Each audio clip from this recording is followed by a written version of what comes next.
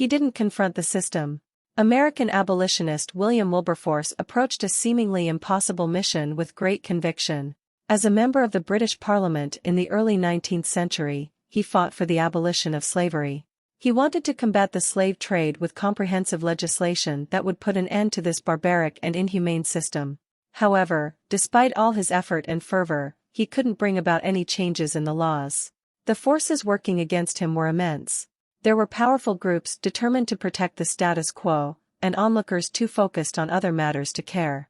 There were even those who cared, but not enough to make the necessary sacrifices. The barriers were too great. Then James Stephen, one of his fellow abolitionists, had an idea. Instead of continuing to attack the system head-on, he suggested an indirect approach.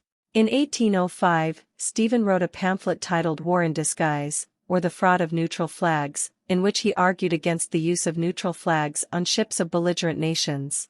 At a time when France and England were at war, French cargo ships sailed under the neutral American flag to take advantage of maritime laws protecting them from enemy attacks.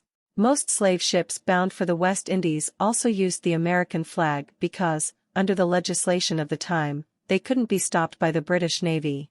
Stephen imagined that if England changed the law and removed this protection, no slave trader would dare to let their vessel make the journey. Without the protection of neutral flags, a significant portion of the British slave trade would be eliminated. Afraid that his arguments would be rejected if he mentioned the slave trade, Stephen stuck to the issues of war. His seemingly uncontroversial treatise was soon published and didn't face much opposition. In fact, this deliberately dull text that seemed harmless was a Trojan horse.